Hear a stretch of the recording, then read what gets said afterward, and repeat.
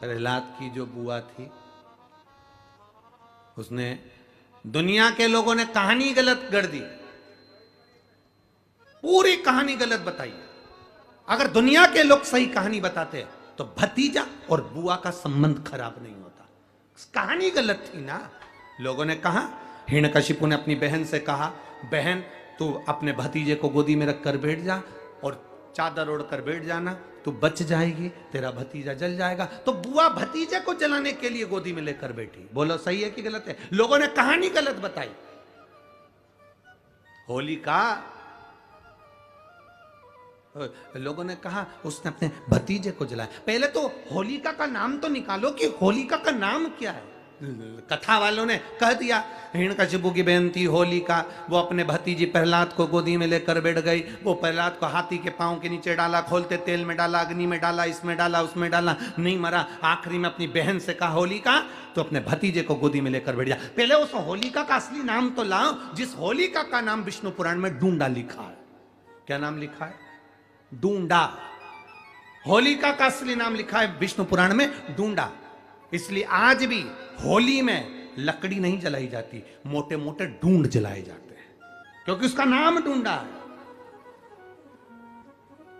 और डूंडा बैठी अग्नि में, भतीजे को गोदी में लेकर बैठ गई। उसके पास में एक ब्रह्मा जी की चादर थी, जिसको ओढ़ कर बैठ जाती थी तो आगी में जल नहीं सकती थी। डूंडा ने देखा चारों तरफ से आगी लग गई, मेरा भतीजा जल जाएगा। तो बुआ को लगा मेरा भतीजा जल जाएगा। बुआ वो होती है जो दुआ देती है, बुआ कभी बद्दुआ नहीं देती है। और डूंडा ने अपनी चादर को उतारा, आगी चारों तरफ से लग गई। बुआ को लगा मेरा भतीजा जल जाएगा, तो अपनी चादर उतार कर अपने भतीजे पे डाल दी और बुआ खुद जल गई, पर अपने भतीजे को नहीं जलने दिया। ये कथा है, पर लोगों ने उसको पूरी पलट दिया, पूरा पलट दिया। बुआ कब जलाई अपने भतीजे को? आप में से इतनी सारी बुआ बैठी हैं, कभी अपने भतीजे को अपशब्द कहा? कभी अपने भतीजे को श्राप दिया? कभी अपने भतीजे को बद्दुआ दी? नहीं।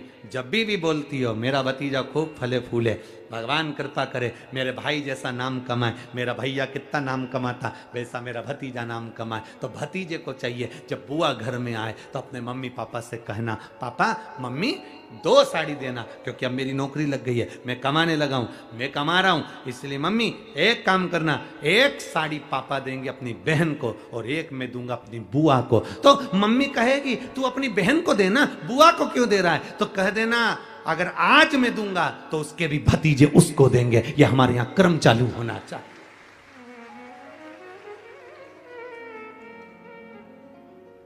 पर करे क्या?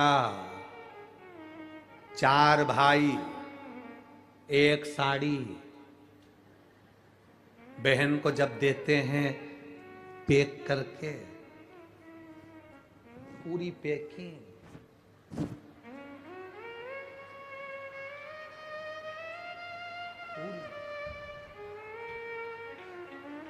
अच्छी बढ़िया वाली साड़ी। अगर ढीली ढीली दिखे तो उसमें कपड़ा भी फंसा दे, कागज जोरदार, और पैकिंग करके, और 4 भाई 1 साड़ी।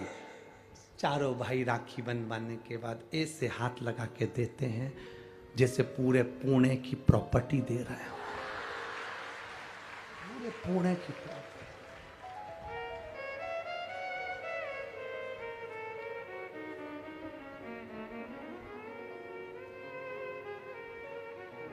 अब किसी ने पूछा कि क्यों रे चारों भाइयों ने मिलके 1 साड़ी दी? अभी हम एक ही तो घर में रहते हैं,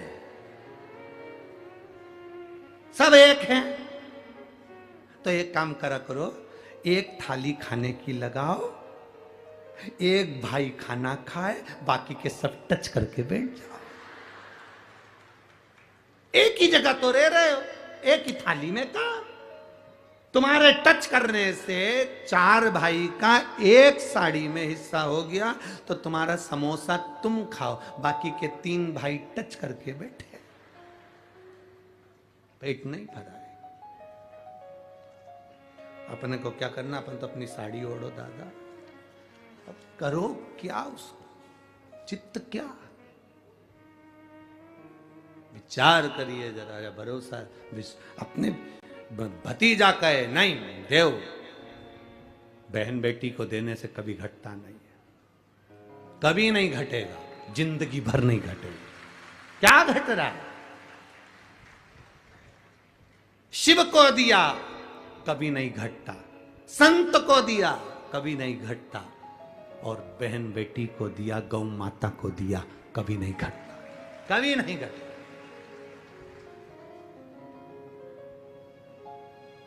अभी हम